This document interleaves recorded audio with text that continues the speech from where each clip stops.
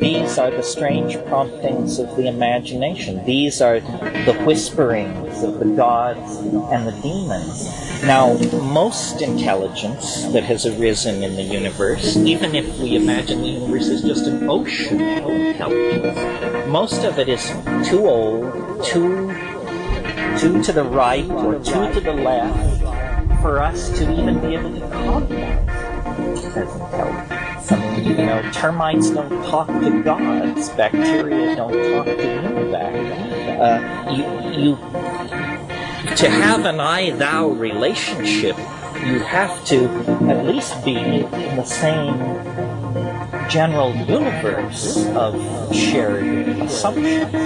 So out of all the noise that drifts between the stars and galaxies, the endless depth of chatter that moves between the minds in non-local space, every organism, every intelligent species tunes to the voices that can be understood. Not understood clearly, but simply understood to be, that is a distant station speaking in a foreign language, but it is a language like that.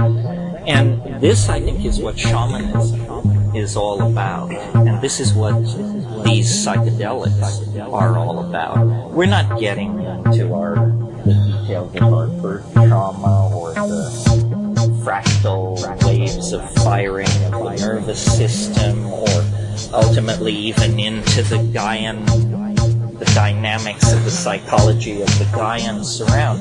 Ultimately, what we're touching is the invisible, all-pervasive intelligence that surrounds us and penetrates us and indeed informs our religions, our philosophy, our myths, our dreams. And I think a shaman is simply a technician who has learned how to use chemicals and plants and techniques of healing and of suppression of physiological functions to see out to this universal swarm of intelligence. Well, so then, is this good news or bad news for the enthusiasts of alien life? For those who want flying saucers to come and land on the White House lawn or blow the White House to smithereens, as happened in Independence Day, I don't think it's good news. But I think we're being challenged by a level to grow up about the idea of extraterrestrial intelligence. It is here, mentally, existentially. But if you really wish to touch alien flesh, you may be truly disappointed, because the flesh is caught in the three-dimensional space-time matrix. Only the mind is free to rove through the Bell space. But this doesn't give me much problem, because here's what I think is going to happen. Apparently, all that can be moved through the Bell space is information. You can't send a ship, you can't send a weapon, you can't send an ambassador. You can only send information.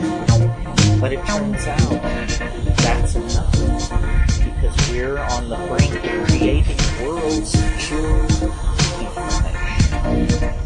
You remember in all the science fiction movies of the 50s, there was always stress on the concept, the landing We must build the landing zone. We must find the landing zone. This was somehow very important, this idea of preparation. And every flying saucer cult in Southern California and beyond is doing bake sales to build the landing site. And there are some already built in the Mojave Desert.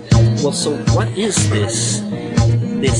Apparently it's asking for something. It's asking for a suitable vessel into which to pour itself. But it's not, clearing a space out near Pahrump, Nevada, as happened in Mars Attacks or something like that. Rather, I think this is where the internet comes in. It is a net. It is a net that could be used to catch very big game indeed. And where does the alien come from? Well, the only oscillators that can connect to it are human minds. But from the human mind to the human hand to the keyboard to code VRML to produce virtual realities which we call alien-like, because we think we're building them, until we build them and build them and build them and eventually discover they have exceeded our design parameters.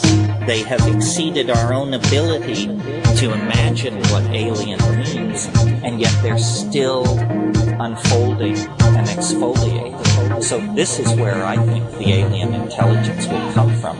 It is alien, but it is within us, and it cannot be disentangled from within us, because the only instruments sensitive enough to download this information are inspired human imaginations. And there will always be a residuum of projection, a part of ourselves that is part of the alien. But eventually, I think, and remember, we're talking in a million years here, so I don't have to sound like a street corner prophet. Eventually, we're going to use, there will be a real shamanism, a new shamanism, a shamanism practiced in the full light of science and in the full light of a global data processing capacity.